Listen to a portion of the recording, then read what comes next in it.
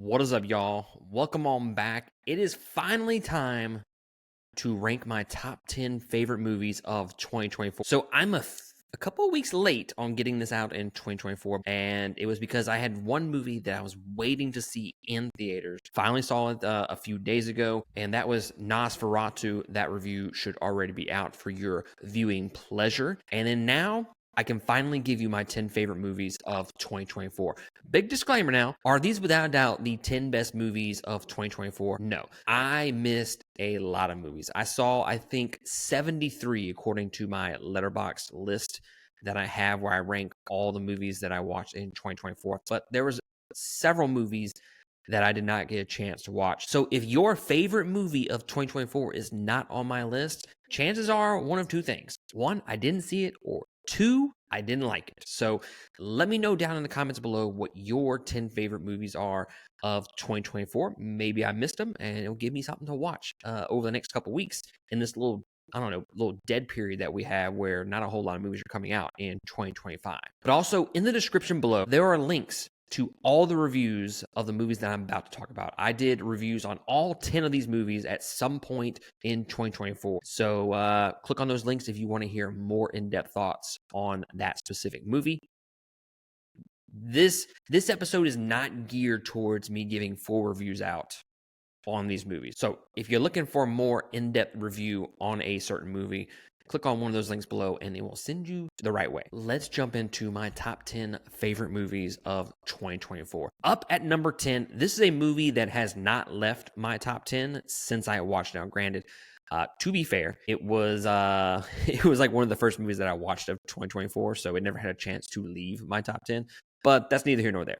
Inside Out 2, went and saw this in theaters with the family, and I gotta say, I was pleasantly surprised by how much I really loved this movie. The story was so much better than the original. Maybe not as funny, but it really tapped into more of like the emotional side of these characters, and it hit you right in the feels, guys. And what can you ask for a movie other than for it to hit you in the feels? The characters are just so relatable in this movie, and all the emotions that Riley is dealing with, specifically anxiety. And I thought it was done really, really well. At number, this is The Substance. I haven't watched a lot of body horror in general, so I don't really have a whole lot of expertise with that subgenre. So going into this movie, I expected great performances from Demi Moore because everybody was just raving about her performance in this movie, and she does not disappoint. This is one of the best performances of 2024 without a doubt. This movie, I like probably 2/3 of it. The last, I don't know, 20, 30 minutes, it kind of falls off a little bit for me. But I think on another watch, this movie could move further up my list. It is really, really great. It is engaging, great performances, and then the prosthetics and all that at the very end is absolutely fucking bonkers, but in the best way. And at number 8, one of the more surprise hits from the last year that I was not expecting to really love as much as I did. And would have guessed it's another horror movie on the list, and that is The First Omen, which you can check out on Hulu. Um, this is the epitome and definition of what a horror movie should be from beginning to end. The score was one of the highlights of the movie for me. It was just creepy as shit. And while the first 20 minutes of the movie is kind of slow, it's just like the movie just builds and builds into this crescendo where it is just like this absolutely amazing slash crazy slash bonkers ending. It's a wild ride. I would highly recommend going to check out. At number 7, Dune Part 2. This movie is dense.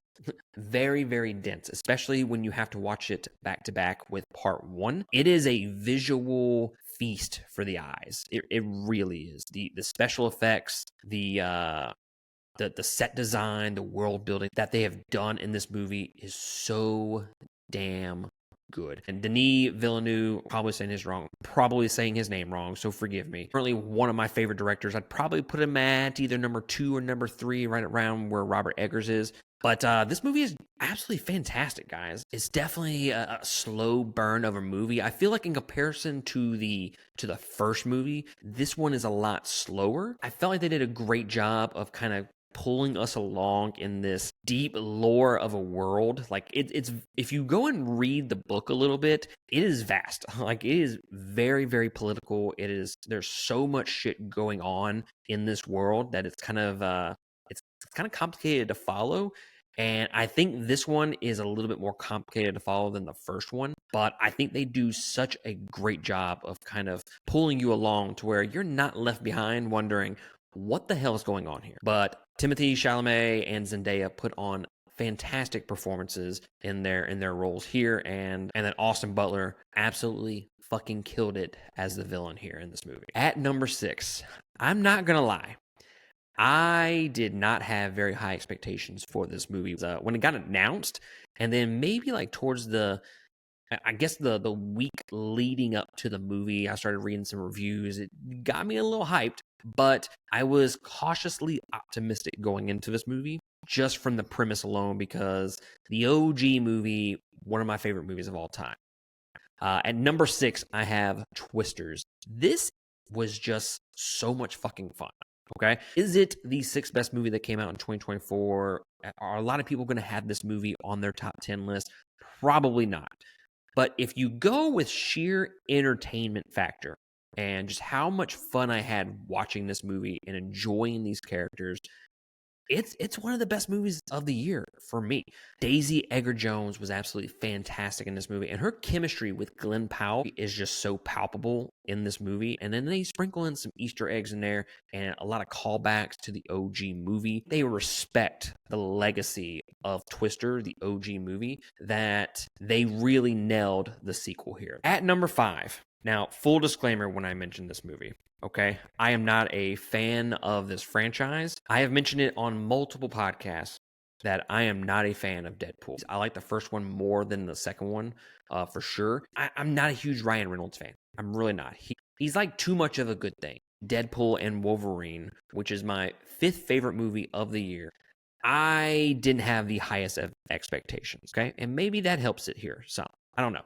But if you were to calculate how much fun I had at the theater with my brother from another mother, Christian, watching Deadpool and Wolverine, it would be, if you gauged it on a level of 0 to 10, I had a 10 out of 10 experience watching this movie. It was so damn funny. And the fact that they included Wolverine, Hugh Jackman, into the movie, I think the chemistry with him and Ryan Reynolds as Deadpool is just so damn good. It created a lot of funny moments, especially the fact that Deadpool, he doesn't really give a shit about a lot of things. So he just comes across as goofy the entire time. But then you pair that with Hugh Jackman's take on Wolverine, where it's just like he's 100% serious all the damn time. It pairs so damn well with Deadpool that I think it made this movie what it was. Now, the storyline kind of sucks. The story of this movie could not be any worse, but it's made up from the performances, from the nostalgia that it brings from all the cameos with 20th Century Fox. And who knows, maybe that adds a little bit to why I love this movie so much, because I grew up on the 20th Century Fox X-Men franchise. But nonetheless, I think they hit all the emotional beats, all the comedic beats. I was laughing my ass off the entire time watching this movie. I've been a little worried to watch it again because I feel like this movie would slip down my rankings if I did that. And I don't know what that says about my rankings, but I'm a little worried about watching it twice and it losing a little bit of its luster. So I'm trying to give it some space. Maybe I'll watch it again later this year and see how I feel about it. But regardless, I had a hell of a time watching this movie in the theaters, which is why it is number 5 for 2024. Now, these next 4 movies, woo boy. All right, woo boy, because it was tough. So starting off with number 4, Alien Romulus. I am a huge fan of the Alien franchise, and with the exclusion of like 3 and 4, I mean, I can watch them for different reasons. Like I'll watch them, but I won't say that I had a great time, right?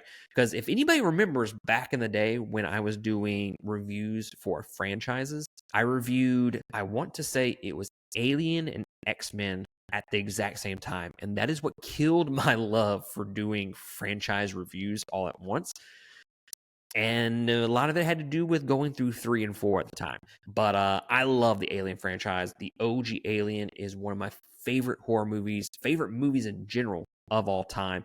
And when it got announced that Fede Alvarez was directing this movie, I could not been more excited. Don't Breathe was so damn good. It was one of the first movies that I reviewed with Josh several years ago. And I remember watching it and calling him and being like, bro, we need to review this because this shit was great. And since then, I've been a huge Fede Alvarez fan. And then he did Evil Dead, which I'm not a huge fan of those movies, but his version of Evil Dead was just pitch perfect, just chef's kiss. So him taking on the Alien franchise, I was super excited about. And yes, I'll say this, and I'll agree with the folks out there. Some of the callbacks to the other movies does get a little heavy-handed. As far as the line "Get away from her, you bitch," it didn't have the same luster on the second watch that it did the first watch.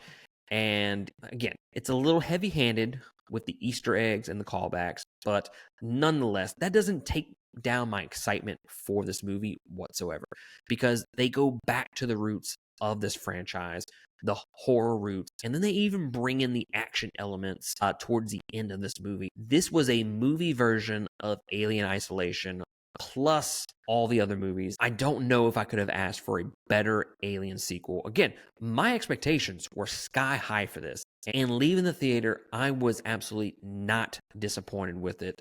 Loved every minute of it. And then the second watch, gotta say, loved it even more on the second watch. Now, the shit with Rook in there, look, that's unforgivable, okay?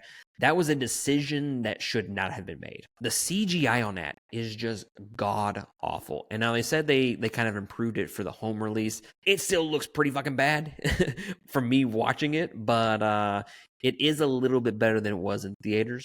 But it is so distracting. I don't know why they thought that was a good idea. You could have literally brought in any other android. I mean, hello, Michael Fassbender is right around the corner. Go ask him to come back for this, and it would have been so much better. But literally, probably my only complaint of the movie, he's just in it way too much in the movie. If he was in it for, I don't know, a couple of minutes, that's probably one thing. But he's in it a good bit. Legitimately, my only complaint of the movie. Now, at number 3, I could probably move, depending on the day, Alien, Romulus to number 3. So we're just going to call these interchangeable, depending on the day, okay? At number 3, Furiosa. Fucking love this movie. A lot of it is carried by the weight of Chris Hemsworth, who his role as Dementus in this movie, one of the best performances of the year. On the rewatch, I loved his performance even more. And then Anya Taylor-Joy, she's great in every single movie, but she's really good in this movie with her facial expressions, because she doesn't have a ton of lines in this, so she's really acting through facial expressions. And I thought she did a fantastic job in this role. And while this is probably not the action masterpiece that Fury Road is, this one hits the story and the characters better than Fury Road to me. I think Fury Road really knocks out of the park the action elements. Arguably one of the best action movies of all time. Furiosa kind of cuts back on the action, doesn't have the amazing set pieces that Fury Road has, but it does a much better job with its world, with its characters and its story. That I'm not saying I enjoy this one more, but it's like right below Fury Road for me. But nonetheless, Furiosa was a lot of fun. I think Chris Hemsworth has a lot to do with why it's so high. He's just so fucking good in that role as Dementus that I can't really overstate it enough. And I just think it's a really great prequel to Fury Road. But yeah, Furiosa, without doubt, one of my favorite movies of the year. And at number 2, Longlegs. I saw it again a few weeks ago, and I do like it a little bit more than the first time that I watched it, mainly because I started paying attention to some of the Easter eggs that they were kind of kind of sprinkling throughout the entire movie, because apparently you can see Satan multiple times throughout the movie. And at some point I was like, oh, that's him. That's him. So it was kind of fun to kind of point all that out. This was a movie that I had sky high expectations for when I started seeing the trailers and kind of reading what the movie was about. The fact that Nicolas Cage was going to be a villain in this movie, I was like, sign me the fuck up. And I'm so happy to say that it met those expectations. It really did. You know, I'll mention this again in a few minutes. You know, just some movies are just tailor made for you. Like, you love the vibes, you love the music, and it just all comes together, because I feel like everything that I would put into a horror movie was put into this movie. This was a movie that had me on the edge of my seat for the entire runtime. It was like True Detective Season 1 meets Seven meets Zodiac, and it was like the perfect combination of all three of those, and I was not mad at it whatsoever. Like True Detective Season 1, I think it is arguably top 5, maybe even the best season of a TV show of all time. If you said it was the best season of any TV show, I wouldn't be able to argue against you, because it is that damn good. I love Seven. Hell, I just got the Steelbook in, ready for the 4K remaster of it, and can't wait to revisit that movie. And then Zodiac, so damn good. And they put all that into this movie. Maika Monroe was so damn good. She does a lot of acting with just her facial expressions or her body language. And then, of course, Nick Cage fucking cooks like he normally does, but I think this might be my favorite Nick Cage performance ever in this movie. I think he just absolutely nails that character. And it's not the scariest movie of the year as it was hyped up to be, but the atmosphere, the imagery kind of fills you with a sense of dread the entire runtime. Guys, I'm telling you, the cinematography, the score, the acting, the story, all that is so damn good. And then they put all these little hidden messages into the movie and makes it worth rewatching multiple times. All right, numero uno. Number 1 favorite movie of 2024. And it is the only movie that I gave 5 out of 5 stars for 2024. The only movie. I gave out a few 4.5s, but this is the only one that I would consider a masterpiece, and that is Nosferatu, my most anticipated movie of the year. Once I found out that Robert Eggers was directing a Dracula-style movie, sign me the fuck up, okay? Could not wait for it. Really hated that I had to wait till after December to watch this movie, because I ended up watching this a few days ago after work. And guys, one of the best movies that I have seen in a very, very, very long time. Like, if you go back on my top 10, I have The Substance, The First Omen, Alien Romulus, Longlegs. Like, all those movies are great, okay? By all means, they're great horror movies. Nosferatu is on a different fucking level. From the cinematography, from the lighting, from all the shadow work, from the set designs, all of that is just so phenomenal. And I mentioned this a minute ago where I said, you know, some movie experiences are just tailor-made for you.